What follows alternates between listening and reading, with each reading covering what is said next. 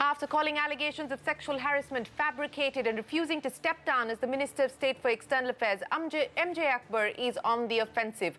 14 women journalists accusing the former editor-turned-politician of sexual misconduct, and Akbar has singled out the first journalist to level the allegations against him, Priya Ramani. He has filed a criminal defamation case against Ramani, and in his petition, Akbar claims Ramani resorted to a series of maliciously fabricated allegations to create a false narrative. He goes on to say, and I quote, "The scandalous allegations have affected his reputation in the community," unquote. The petition will be heard tomorrow. Priya Ramani has responded.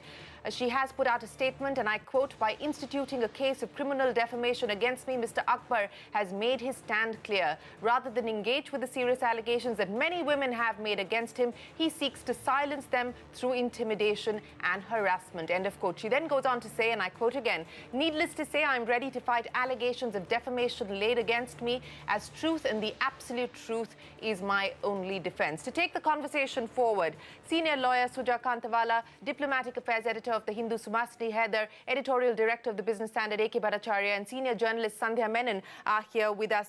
Thanks very much for joining us. AKB, I want to first address this issue, and I've heard this in conversations through the day, in fact, over the last 24, 48 hours, saying, why hasn't the government taken a position? Why hasn't the government taken a stance? I find that odd because MJ Akbar continues to be Minister of State for External Affairs. There is no probe, there is no inquiry, there is no investigation that has been ordered against him. He has not been asked to resign. He continues in his position. That is the government's stand.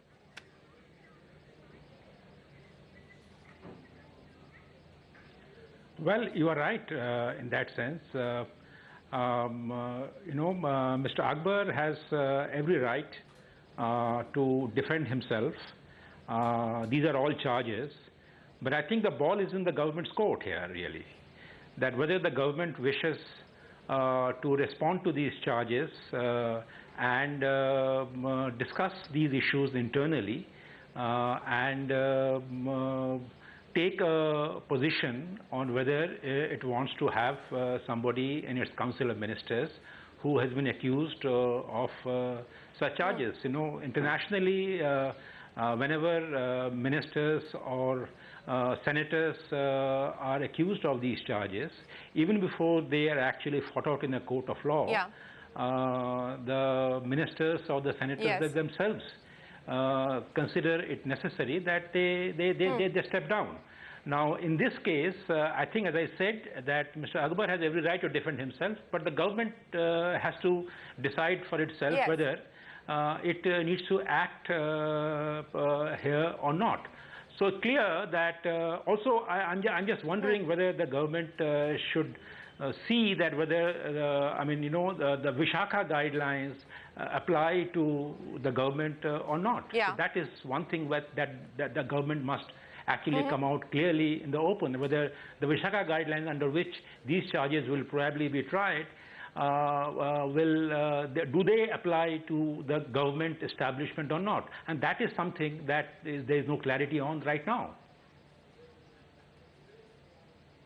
I'll get to that issue of law in just a second, but Suhasini Haider, let me come to you. There has not been a single response from the government. No spokesperson was willing to join our program this evening. We tried every single one of them. The response was no, we're not available. No response from the Prime Minister's office officially, no response from the Ministry of External Affairs. The message seems to be this is his personal matter. He will deal with it personally. How odd is that position when this is a sitting minister, he's a member of the Council of Ministers, and the government refuses to acknowledge the accounts that have been put forward by 14 individuals? Well, absolutely, Shireen. That is a question we've been asking the Ministry of External Affairs, remember, for more than a week now, when Mr. Akbar was traveling in Africa and apparently couldn't call his visit off in order to deal with these accusations. And you're quite right when you say that the government, by simply saying nothing and allowing him to make his defense, is essentially saying that they don't see a problem with him continuing in office while he fights these charges. But we do have to remember that, to begin with, Mr. Akbar is a public official. He's a powerful man. He's a minister. The second point really being that he represents India. So he's not just a minister, but he's a minister in the Ministry of External Affairs, and he represents India around the world. And what the government does or chooses to do in the next few weeks, in the next few days almost, is really representative not just of what they're doing in this one case, but how it expects to deal with sexual harassment in the workplace, which is not just an Indian phenomenon. It is a global issue which many countries are seized with right now. Yeah. Absolutely, and let me take that point across to Sandhya Menon. She, of course, part of the group that gave the Me Too movement momentum here in India. Sandhya, you know, the Indian Women Press Corps putting out a statement saying that an impartial probe should be conducted into all the complaints without fear of threat or intimidation to the complainants, more so as the accused party is an influential minister in the present government. There is no conversation about even the possibility of a probe at this point in time. The point I'm trying to make is that the message that this sends out to the larger community, to the media organizations that are dealing with these cases, to corporate India dealing with these cases, is that if a minister in the government chooses to stay on and the government doesn't act against its own minister, then why should others? Isn't that the larger message that's going out?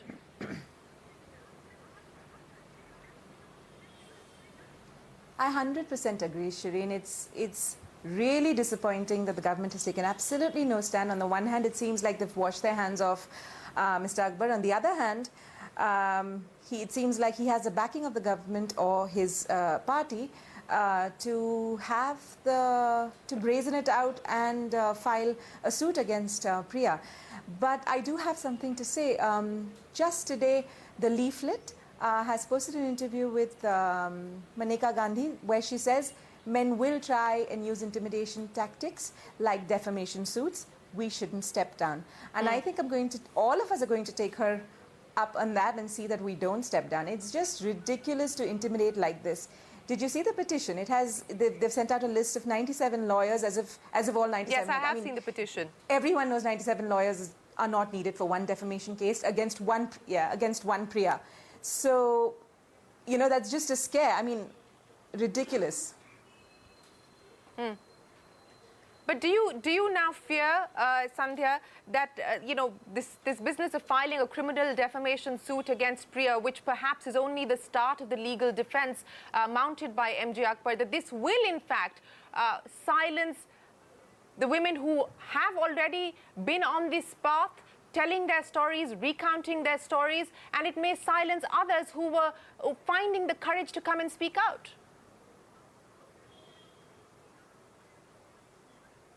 Yeah, I think it most definitely will, especially women in the government who've been wanting to register a complaint and wanting to speak up in the government and in politics, not just in little corporates and private places, but even women in politics who want to come out and make complaints is going to impact them. But I think it would be nice to see how this plays out, because eventually a defamation suit against a woman who's speaking the truth, and if we go down what doesn't count as defamation and will not stand in the court of law, it's pretty evident that someone who's speaking her truth, it's a great defense. So I'm hoping most women will not be afraid. And okay, let me bring the lawyer. I think what's happened with us and the few women that we are talking with is that a lot of these women have just found that they've, you know, dug their heels in and say, okay, now we're really going to slug it out. Okay, all right. Let me get the two lawyers into this conversation, Sujay as well as Kamini Jaiswal with us. Sujay, let me come to you first. You know, what do you make of this criminal defamation case? Because now this is a matter that moves from social media, from newspaper headlines to the courtroom. How do you see this process moving forward from here?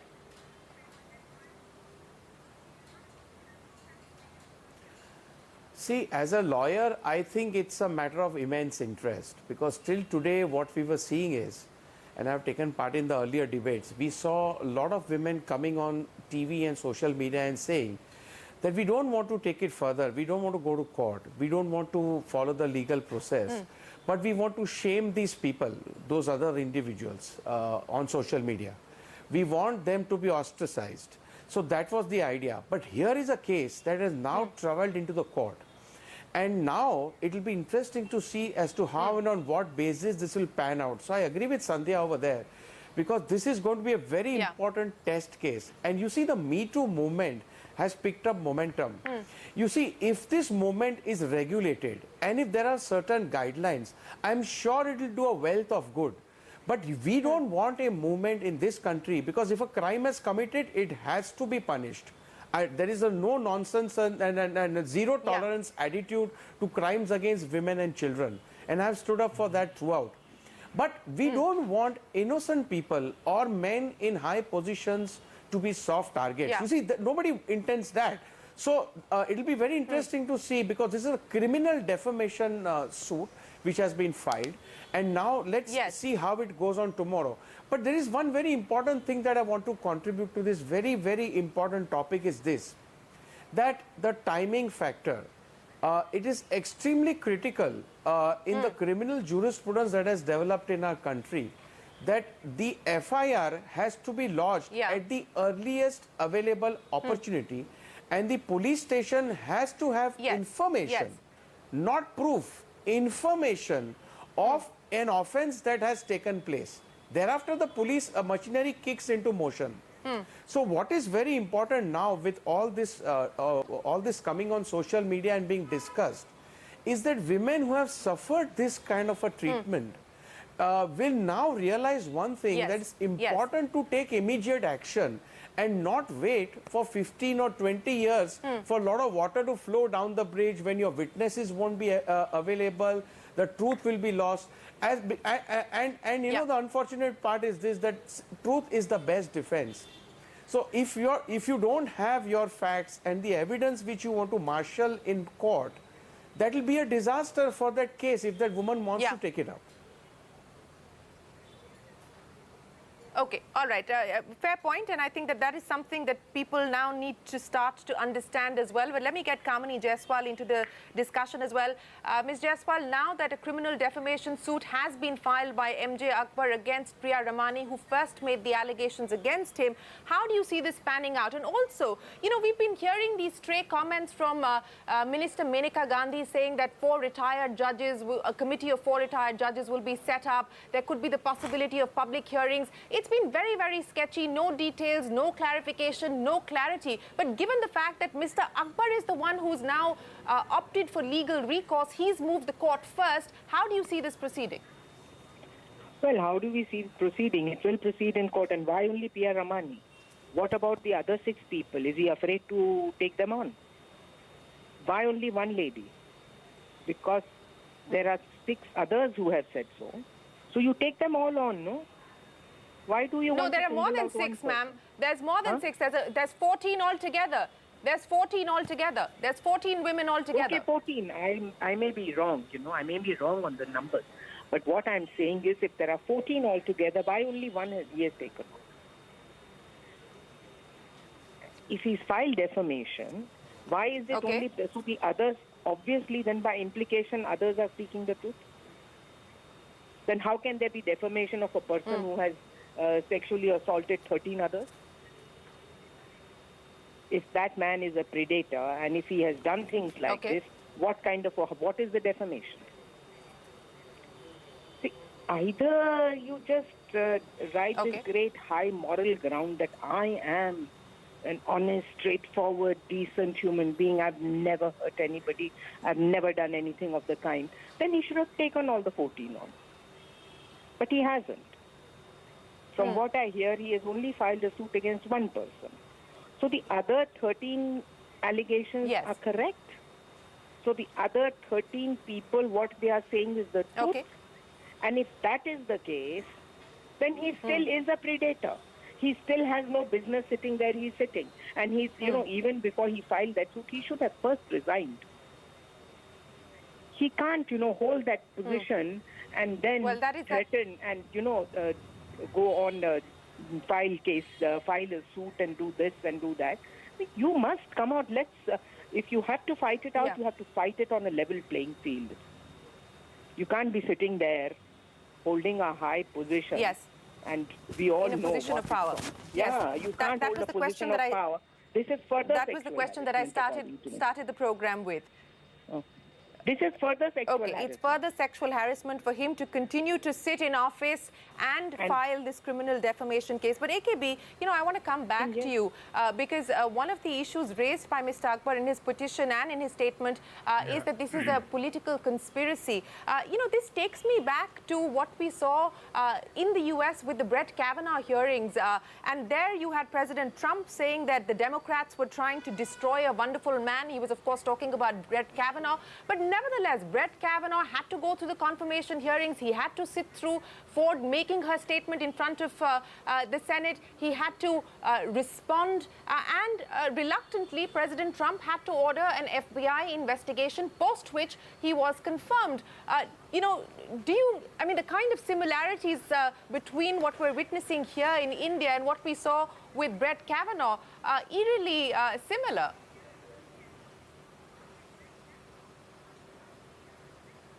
Well, in a broad sense, similar, but there are also key differences I see. One is that this is not somebody's appointment issue, but it is something that he is accused to have done when he was an editor of a newspaper or many newspapers.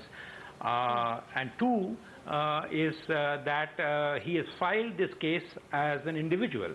Now, as an individual, he files this case, and he is, as I understand from the law, as an individual, you are free to file a case against any individual out of 15 or 14 who you think you have been defamed by.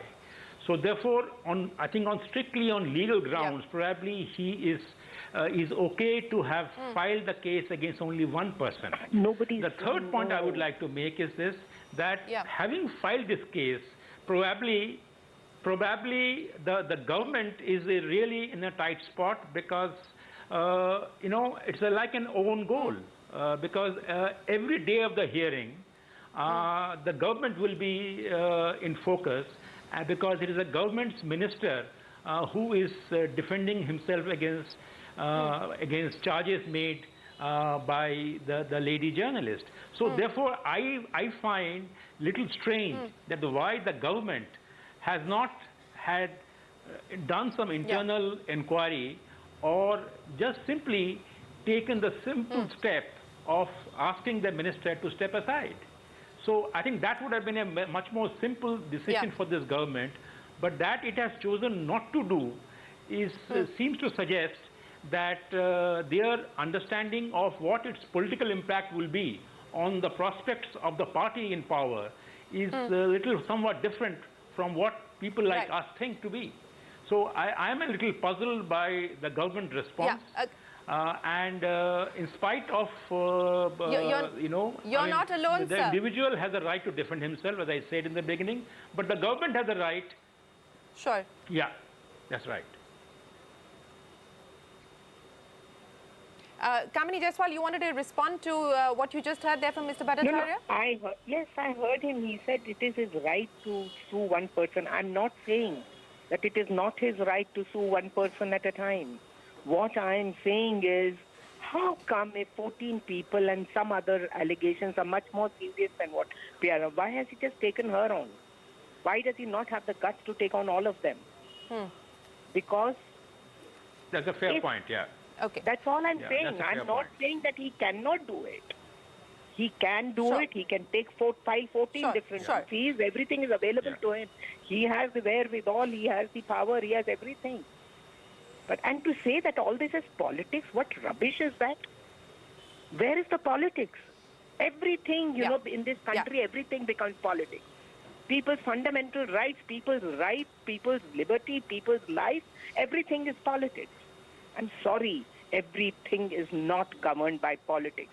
These women who have come forward have no political game to play. None of them is aspiring for any political position. Just because this man happens to be holding a political position, it does not mean that it is a politics or they're playing politics. Let me get Sandhya to respond to that. Sandhya, because, of all the sort of charges leveled by Mr. Akbar in his statement as well as in his petition, this political conspiracy one is the one that really rankles, doesn't it?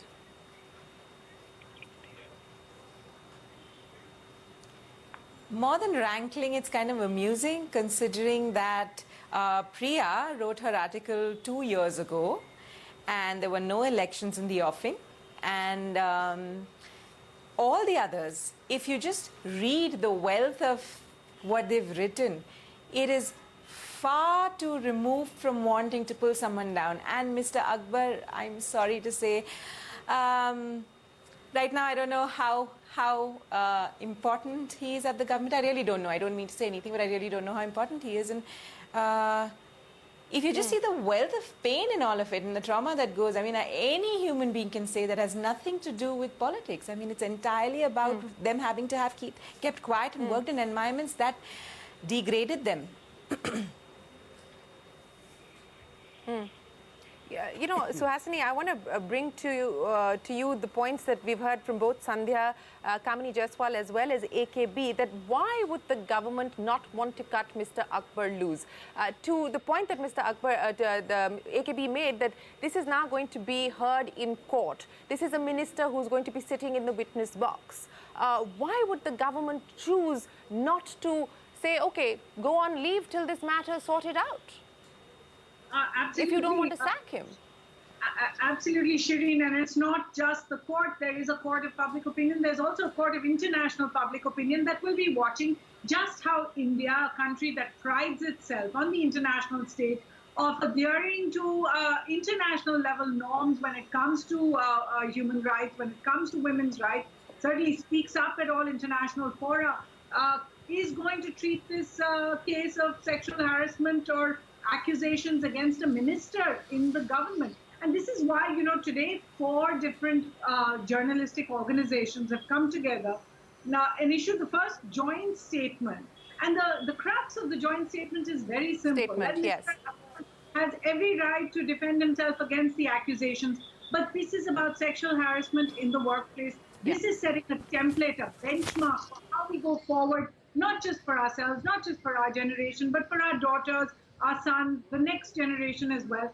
And it is incumbent, it is propriety for the minister to step aside while an impartial probe is held against him, because the fact remains that 14 women have come out. Some of them I should add, were 18 years old. They were just out of school when they say that Mr. Akbar carried out acts of sexual harassment against them. I don't think any of these can be taken lightly. And without prejudging the case, I would say that it is impossible to run a probe while the accused remains in a position of utmost power. He's a member of the cabinet. He had the prime minister and the rest of the cabinet backing him. Today, he held a meeting along with External Affairs Minister Sushma Swaraj and his other minister in the External Affairs Ministry, as if nothing had happened. It means that the government backs him. If all of that continues, how are these people expected to, speak in a probe that will be considered impartial? So the 4 groups have come together to issue that statement, asking him really out of propriety to step aside while an impartial probe is held. And I don't think whether it is the government, whether it's a political party, whether it is a ministry, anyone can have an objection to that, because that is basically how we go ahead in regular organizations. At this moment, the government is, if you like, the employer of Akbar. Mr. Akbar serves at the pleasure of the Prime Minister. So they have to understand that everybody is in fact being watched very closely, and what we do in the next few days is in fact a trial for us all. Sujay, I'm going to give you the final say. Mr. Akbar has now chosen to move court with that criminal defamation case. But should, whether it is Priya Ramani, who will of course defend herself in this matter, or some of the other women want to take legal recourse, what are the provisions of law that they can seek legal recourse under? Because there are time limitations when it comes to the sexual harassment law. There are time limitations to some of the other provisions as well. So under what legal provision can they seek recourse, Sujay?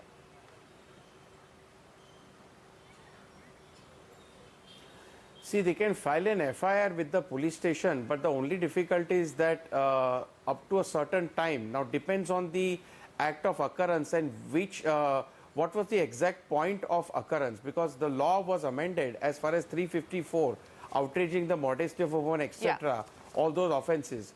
See, rape stands on a different footing, but what we are looking over here is basically 354. Yes. Now, under the CRPC also, to a certain extent, there was a limitation prescribed at one point of time. So, the women are not remediless. But it is very interesting what Kamini just said, that why should he only pick on one particular person, and why not take on all the 14 women together? Now, that could be an interesting legal strategy, which I'm sure his lawyers must have discussed with him. And as the days pan out, we'll realize and we'll come to know why he has taken this step only to single out Priya Ramani. I'm sorry if I've got her name right, Priya Ramani, yeah. But what is important is this. Yes. The legal strategy, perhaps I feel, would be take on one person rather than 14 angry women. You know, that is what I'm saying. And that would be impossible for him to handle in court. So perhaps that is a part of a legal strategy that he has adopted. And the point which Kamini raised raises something very, very interesting and fundamental to this issue. And I'm sure that as the days pass on by, we'll realize as to how and on what basis this has happened. Well, we will find out more on this matter tomorrow, which is when this will be heard and it will be taken up, the criminal defamation suit that's been filed by MJ Akbar. This raises several questions. It raises questions about the manner in which the government is choosing to act or remain silent. It also raises questions on the message that other organizations, whether it's media or corporate India, will take away from this.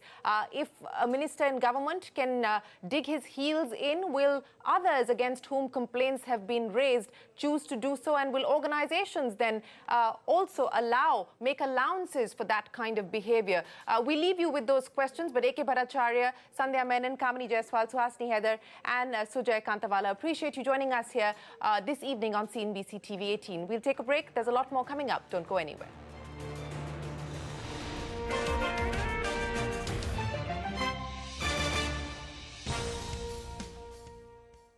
For incredible deals.